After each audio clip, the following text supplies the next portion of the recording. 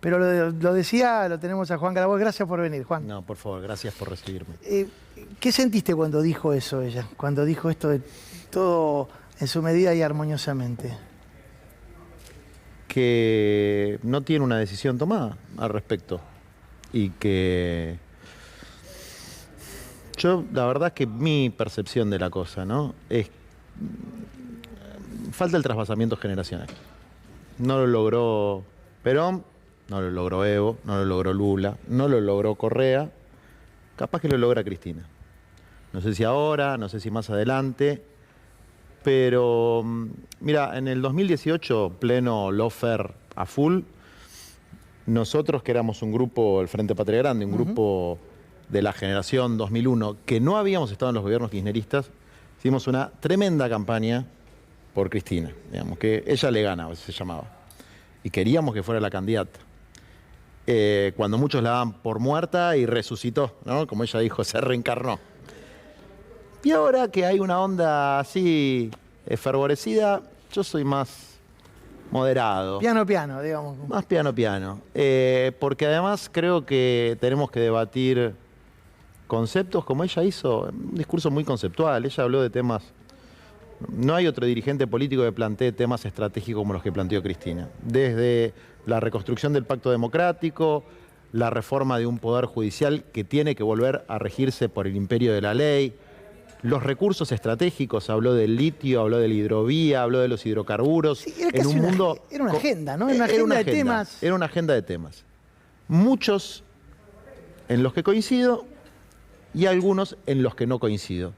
Y como represento a una fuerza política, a un conjunto de movimientos sociales, queremos debatir el programa futuro, porque creo que la gran decepción que tenemos con este gobierno es que no se cumplió el contrato electoral básico, que era resolver soberanamente la deuda con el Fondo Monetario Internacional, no de la manera servil en que se resolvió, y lo escuchaba a Guzmán, y la verdad me da vergüenza ajena la falta de autocrítica por el desastre que hizo. No se resolvió el problema con el fondo, no se resolvió el problema de la pobreza, de hecho se incrementó la pobreza, hoy estamos en niveles superiores a cuando se inició el gobierno, y no se resolvió el problema de la mafia judicial. Es decir, 3 elementos del contrato electoral, ninguno se resolvió. Entonces hay que discutir claramente qué es lo que se va a hacer en la próxima etapa. Espera, o sea, estás dando por descartado que esto se pueda llegar a hacer en el año que le queda a este periodo de gobierno. No, yo no doy por descartado. Espero que Alberto se levante inspirado y recupere un liderazgo que fue perdiendo y que pueda llevar adelante las mejores políticas públicas. Ojalá, se lo pido a Dios y al gauchito Gil. Lo esperás, tenés expectativas. Total, esperanzas. No sé si expectativas. Por eso, porque muchos que lo dan por muerto, porque la digo, esperanza políticamente. es lo último que se pierde. No, yo creo que hasta ahora ha sido una apuesta fallida. Es decir, Cristina es una enorme líder política. No sé si es la mejor eligiendo gente, ¿no? O sea, le pifió unas cuantas veces. Entonces, si va a haber... Si ella es la candidata... repasemos. Y Scioli... Espera, Cobos... Bueno, no tengo ganas de hablar de nombres. Porque, ahora, si ella es candidata, la vamos a apoyar, no te quepa la menor duda. Porque, ¿sabes por qué? Porque, y ella lo dijo refiriéndose un poco a Perón y lo que pasó en los 70. ¿Sabes por qué la vamos a apoyar? No solamente porque yo la quiera mucho, que la quiero en términos personales, o la admire políticamente, sino porque está en el corazón de los humildes. Yo cuando vi un barrio, la quieren a Cristina. Y cuando iba, y yo estaba en contra del gobierno kirchnerista porque me parecía que faltaban tantas cosas, también la querían a Cristina. Entonces nosotros aprendemos a quererla a Cristina a partir del amor de los humildes. Ahora bien, Cristina plantea nortes estratégicos. Hace una recapitulación de algo que es absolutamente cierto. Durante los años kirchneristas, el poder adquisitivo del salario fue el más alto de la región. Durante su gobierno se crearon millones de puestos de trabajo en el sector privado, pero ni durante su gobierno, ni en las etapas que siguieron, y este es el punto nodal de las diferencias que tenemos con Cristina, se resolvió el problema de la exclusión del mercado de trabajo de millones de personas que en la mentalidad de alguien que vivió el pleno empleo como Cristina, de alguien que vivió la movilidad social ascendente de las décadas anteriores del siglo pasado como Cristina, hija de un colectivero que pudo estudiar y que llegó a presidenta, ¿no? Ella siempre da su propio ejemplo. Es difícil ver una realidad, y es que hoy tenemos 6 millones de asalariados del sector privado, igual que hace 10 años. 3 millones de asalariados del sector público, es decir, 9 millones de trabajadores registrados. Y 11 millones entre informales y monotributistas. La composición de la clase trabajadora cambió de manera absoluta. Aún recuperando el poder adquisitivo del salario a los niveles del 2015, que eran mucho más altos que hoy en dólares, seguimos teniendo el problema de los trabajadores a los que no les llegan las paritarias, que no tienen obra social, que no tienen aguinaldo, jubilación, vacaciones. Y hay una obsesión nacional de todo el Frente de Todos, de toda la oposición, con un 5% de esa población que es la que recibe los llamados planes sociales. Está todo el mundo obsesionado. Ahora vamos a hablar de eso. Está todo el mundo obsesionado con ese 1.300.000. Pero hay 11 trabajadores sin derechos en la Argentina. Entonces, ese problema falta un poco de creatividad y hay como una utopía nostálgica del pacto keynesiano del pleno empleo, que por lo menos a mí los números no me dan para que vuelva a la Argentina. Pablo Ibáñez te quiere hacer una pregunta. Sí, Juan, no me quiero ir del tema Cristina. Sí. Porque vos bien dijiste que en su momento plantearon desde Patria Grande muy fuerte la idea de su candidatura.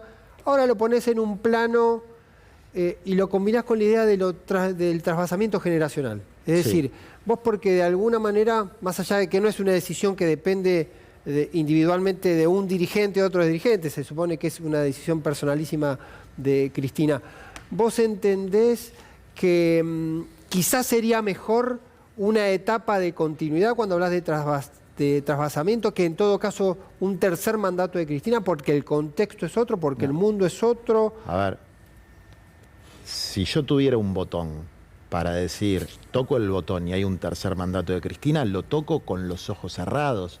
No tengo la menor duda. Aparte creo que va a ser mejor que el primero y el segundo porque aprendió muchísimo de sus aciertos y de sus errores.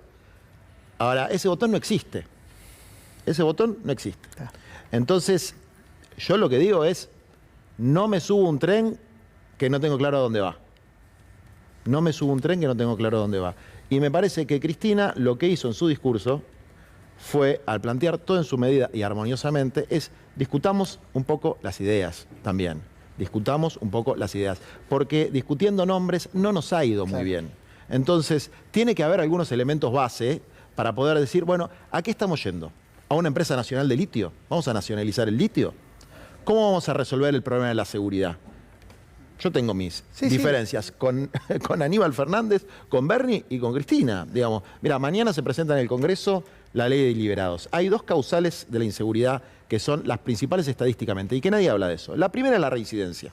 Si vos dejás a un tipo o a una mina que hizo algo malo en la vida, cuando sale de un penal y no le das laburo, vuelve a ser una bacana. Entonces, nosotros organizamos cooperativas con más de 1.000 liberados. No tenemos reincidencia. Ni un caso de reincidencia. ¿Por qué? Porque si el tipo sale del penal, la mina sale del penal y entra a laburar en una cooperativa, tiene un grupo, tiene un proyecto, etcétera, no reincide. Bueno, ese programa no existe. Segundo, me hice un posgrado de psicología criminal solamente para aprender este solo punto. ¿Cuál es la mayor correlación con la criminalidad que hay en la Argentina? El abandono escolar. No es ni la violencia intrafamiliar, ni la pobreza, ni la desigualdad. O sea, la deserción. Es la deserción escolar, el que delinque desertó en la escuela. No terminó la escuela, dejó la escuela antes de terminar el secundario. Es una correlación estadística durísima. Entonces, yo la verdad que si me dicen dónde hay que poner la plata, hay que ponerla en la educación y en la educación. Para que y buscar a cada pibe para que nadie se vaya de la escuela. Te das cuenta que no se discute. En general siempre nosotros, si me hago cargo, los periodistas también discutimos de la coyuntura. No hablamos de estos temas porque tal vez sean aburridos o no tengan prensa. De hecho, ayer Cristina en un momento determinado habla sobre el famoso acuerdo con el Fondo Monetario, que tantas diferencias generó hacia el interior del Frente de Todos. Si me permitís, escuchá lo que dijo Cristina sobre ese acuerdo. Y también de explicarle a nuestro pueblo, a la sociedad, que muchas veces se han tenido que tomar decisiones por el condicionamiento brutal con el que se recibió un gobierno después del retorno del Fondo Monetario a la República Argentina. Pero hay que explicar, no podemos decirle está todo fantástico y está todo bien, hay que explicar, la sociedad tiene que saber, porque cuando la sociedad sabe, se empodera Y no hay mejor ayuda para un gobierno, por lo menos para un gobierno nacional y popular, que esa sociedad sepa hacia dónde vamos y por qué hacemos cada una de las cosas que hacemos.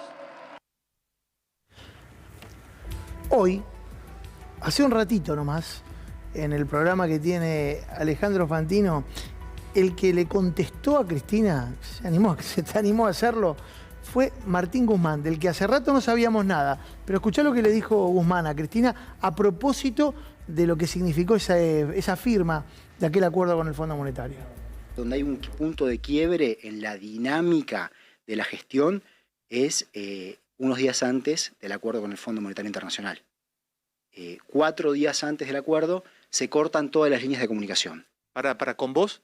Conmigo, claro. ¿Pero qué es que se cortan? ¿Llamabas a Cristina, no te atendía? O el secretario, o le escribía, o el llamaba al secretario, tampoco me atendía, a la gente de su entorno con la que venía hablando. Entonces mandaba la información directamente por mensaje a alguien clave de su entorno. Pará, no logro entender. Traducímelo aún más fácil. No dejaron de atenderte. A ver, yo la consideración que yo hago es la siguiente. Cuando el pueblo te elige para gobernar, tenés una responsabilidad, no importa las características del problema que tengas que enfrentar. Argentina tenía 45.000 millones de dólares con el FMI que teníamos que refinanciar. Eso, tener que llegar a un acuerdo con el FMI, para esa parte de nuestro frente, generaba una tensión con lo que llaman el capital simbólico. No me lo imaginaba tan guapo. Mirá cómo le salió a responder a Cristina. Capaz Guzmán. que está de campaña, Guzmán. Mira, a mí, yo la verdad que no sé cómo le da la jeta para decir una cosa así. Primero, como si fuera un problema de telefonía celular, ¿no? Lo que pasó en la Argentina es un problema de teléfonos. A mí me parece una cosa tan estúpida. Pero por otro lado, efectivamente, lo que dejó al frente de todos como un cristal rajado, frágil, fue ese acuerdo que se realizó. Por 2 razones. Primero, porque fue un muy mal acuerdo. No fue un buen acuerdo, fue un muy mal acuerdo. Y Cristina planteó una orientación clarísima. De hecho, Guzmán en esa nota, porque yo la leí después, Guzmán en esa nota lo que dice es: Cristina llegó en la renegociación con los privados y salió muy bien. Efectivamente, la condujo ella. Ahora, no le hizo caso en lo que era la renegociación con el fondo. Y Cristina dijo clarísimo: el fondo violó su propio estatuto. No podemos discutir con el Fondo Monetario Internacional como si esta fuera una deuda hecha legalmente, ni siquiera como si esta fuera una deuda de la época de la dictadura, que pasaron 10, 15 años. No, esto era hace muy poquito. Hace muy poquito se firmó la estafa entre Macri y Lagarde. De hecho, le costó el cargo a Lagarde. Entonces, la estrategia no era una estrategia de sentarse a tomar té como señoritos ingleses, sino una estrategia de pelearla. Y el gobierno, Guzmán, no la peleó y Cristina la estaba peleando. Entonces, primero el acuerdo fue malísimo. Y después, en otra parte de la nota, el tipo dice una cosa así como: si esto lo hubiese hecho Cristina, saldríamos con un cartel de que fue el mejor acuerdo de la historia argentina. ¿Me suena al mejor equipo de los últimos 40 años? 50 era. Sí. Bueno, es un problema. Yo lo dije cuando asumió. A mí me da lástima, porque yo pienso que Guzmán es un tipo muy formado y con buenas intenciones, pero formado en Colombia, ¿no? No se reencontró con su pueblo, no tiene ni formación política, y creo que nunca negoció nada en su vida. Entonces, acá hay, entonces nos quiere dar cátedra a todos de cómo funciona la negociación y qué pasa cuando te eligen para un cargo. A Cristina, que fue 2 veces presidenta, qué sé yo, no sé. Bueno. Mirá, te lo dice un tipo que tampoco yo soy el tipo más humilde del mundo, aclaremos, pero no sé, me parece un poquito pasado de rosca. Paula te quiere preguntar algo también. Sí, Juan, no, porque te escuchaba y cuando vos decís, bueno, es un tipo que no negoció nada en su vida, pienso también en la figura de Alberto Fernández, digo, y en todos los que estuvieron detrás de esa negociación, porque vos decís, bueno, nos empezamos a decepcionar a partir del acuerdo con el Fondo Monetario Internacional. Y nunca quedó claro cómo fue la discusión interna del Frente de Todos para que se dé o no ese acompañamiento. Si es que era algo que, de todas formas, o sea, pienso tu espacio político, Patria Grande, no hubiera acompañado nunca, o si faltó consulta, ¿no? Como para consensuar una serie de cuestiones básicas que el propio bloque hubiera podido acompañar. ¿Cómo fue que se dio esa negociación al interior del Frente de Todos? Mira, hasta un día antes de la votación del acuerdo, los diputados no tenían ni el borrador. Eso lo sé, porque nosotros tenemos 3 diputados. Así que a mí no me lo contó nadie. ya partiendo de esa base, no hubo ninguna discusión al frente de todos. Pero la cosa se veía venir en los últimos días, porque acá no había demasiadas posiciones posibles. ¿Qué dijo? ¿Cuál iba a ser la prenda de negociación de Guzmán? Que ya era empezar una negociación perdiendo, ¿no? Pero la única prenda de negociación que tenía que traer, los sobrecargos, las sobretasas. La perdió hasta el caballito de batalla de él. Si vos mirás un poco el archivo, él iba a resolver el problema de las sobretasas. Bueno, se habló bastante en el G20 esto, Pablo, ¿no? ¿Vos sí, pero la pagamos. O sea, no lo resolvimos. Sí. Entonces ya se firmó eso. Ese acuerdo, un gobierno popular, con todas las letras, lo tiene que invalidar. Lo tiene que invalidar. No va a ser la primera vez en la historia que se pelea con un acreedor. Vos no podés tener la posición del acreedor.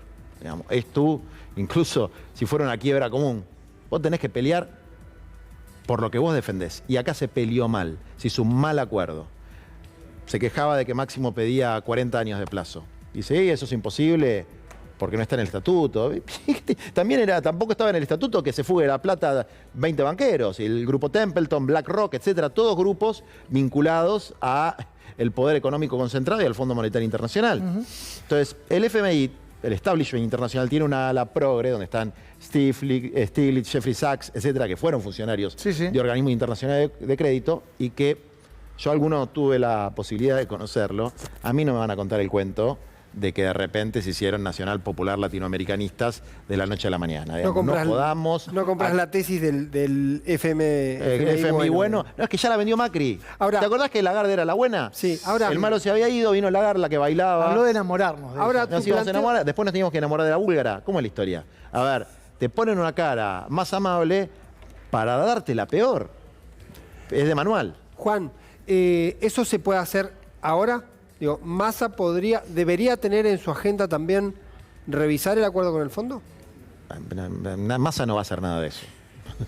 Massa no va a hacer nada de eso porque Massa pertenece a un grupo político empresario que tiene un alineamiento muy claro con los Estados Unidos, lo cual no es ni un juicio moral, es una descripción. Yo no estoy de acuerdo con esa política.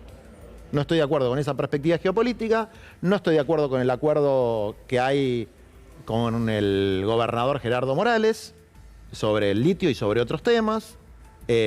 Nosotros hicimos una campaña planteando la libertad de Milagros Sala y de repente nuestro gobierno financia los negociados de Gerardo Morales, le permite hacer con el litio lo que se le canta la gana, por eso me gustó que Cristina plantee el tema. Entonces yo hay un montón de cosas que con Sergio Massa no me puedo poner de acuerdo nunca. Entonces, bueno, ¿cómo vamos a dirimir eso en el frente de todos? ¿Qué pasa si Cristina, por una cuestión de relación de fuerza, decide yo no voy a ser candidata, va a ser candidata a Massa? Nosotros eso no lo vamos a aceptar. O sea, vos no te bancás un dedo de Cristina. De ninguna manera un dedo de esas características. Si el dedo va para Guado, es otra historia. Si el dedo va para Axel, es otra historia. Si el dedo va para algún recambio generacional que va a mejorar lo que hizo Cristina. Bueno, no, Guado y Axel serían ese recambio generacional. Lógico. Máximo, ¿no? Máximo también puede ser. Máximo también. No lo veo con ganas de hacer eso. Pero me puedo estar equivocando. Y hay muchos otros y muchas otras tapados, ¿no? Hay que acordarse que Alberto, ¿cuánto medía antes de que Cristina ponga la varita mágica? No existía, no tenía ni 0.3. Yo creo que ni estaba en los planes de él. Entonces, si la varita mágica puede ir para un lado, puede ir para otro también. A mí me gustaría que la varita mágica vaya para la izquierda, porque uno ve un patrón en los líderes latinoamericanos que como que por alguna razón no les gusta tener nadie a la izquierda, ¿no? Entonces, Evo lo elige Arce, Lula la elige Dilma, Correa lo eligió Lenín Moreno. Vos vas viendo que hay un patrón casi de psicología política. Entonces ya Cristina, tercer mandato a muerte. Dedazo al centro o a la derecha, conmigo no cuenten. Habló también Cristina sobre la inflación.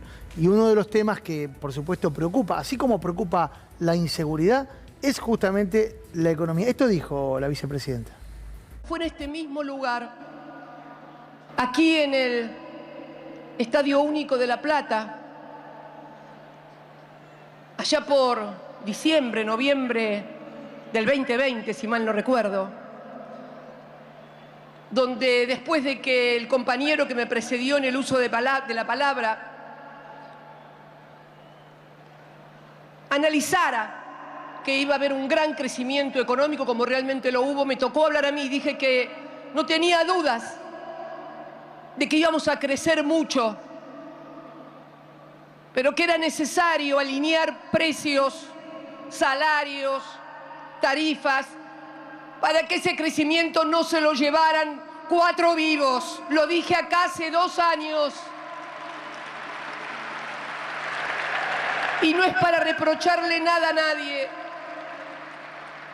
simplemente para entender que cuando alguien ha dedicado toda su vida a la militancia, pero además tuvo el inmenso honor de ser 2 veces presidenta de la República y además acompañar durante toda la gestión como gobernador a un gobernador como Néstor y a un presidente como él, cuando decimos las cosas no es por terquedad, no es por capricho, es simplemente ayudar a que las cosas se hagan mejor, que de eso se trata.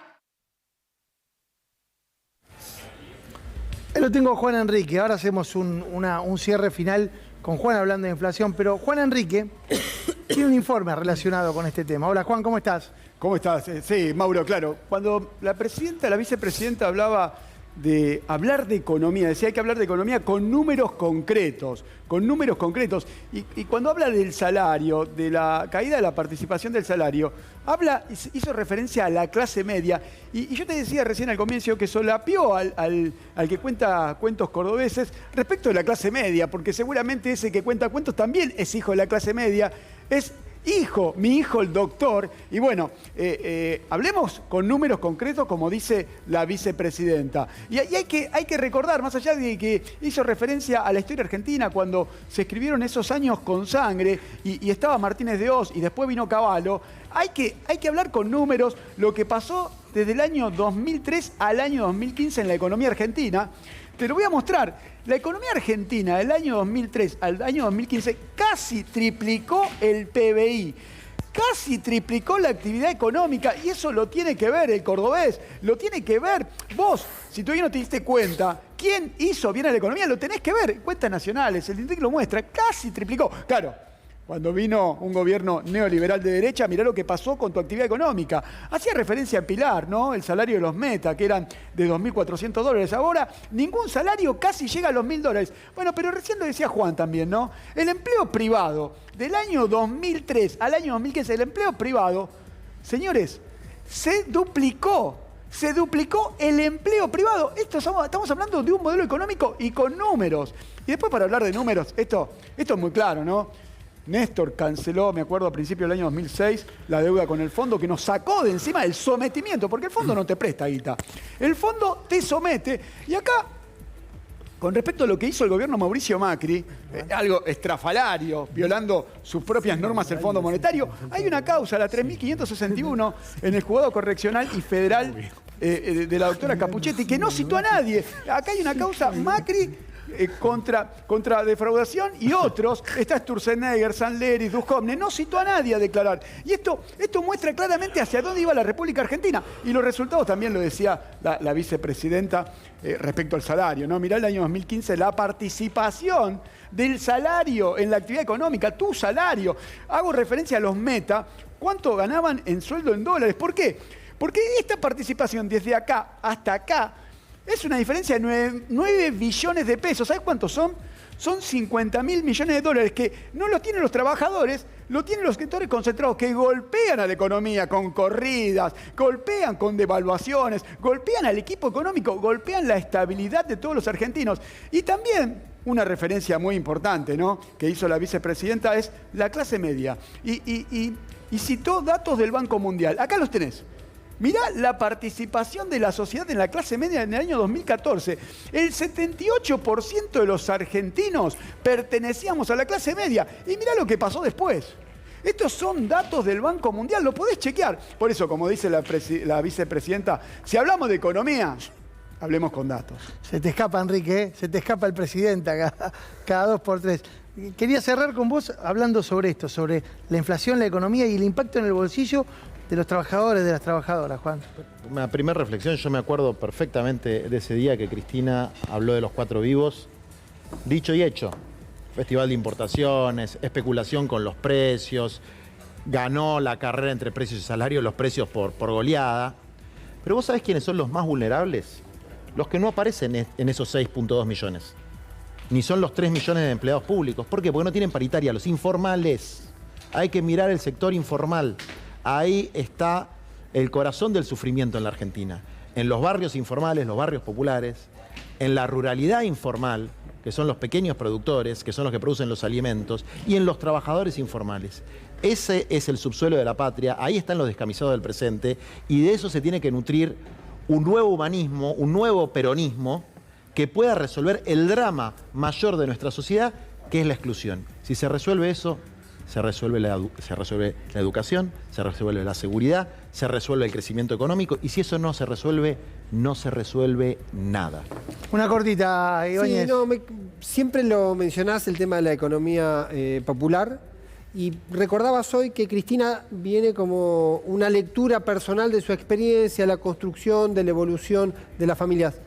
¿Qué pasa? ¿No lo termina de dimensionar, de procesar, de entender? ¿Alguien no lo termina de ver el fenómeno de esa economía? ¿O todavía está el chip de entender que por ahí se lo puede incorporar al sistema clásico histórico del empleo? Yo creo que se mezclan varias cosas. Primero el chip. Hay un tema del chip, que es un chip que tiene toda esa generación, digamos. No puede concebir otro tipo de trabajador que el asalariado con aguinaldo, vacaciones y movilidad social. Y todos quisiéramos que eso fuera así. Ahora, no sucede. Si duplicáramos en otros 10 años los 6 millones, nos siguen quedando 5 millones afuera, ¿no? Primer punto. Segundo punto. Porque Cristina, como muchos de nosotros, tiene críticas a la forma discrecional en la que se administraron algunos planes sociales durante los últimos años.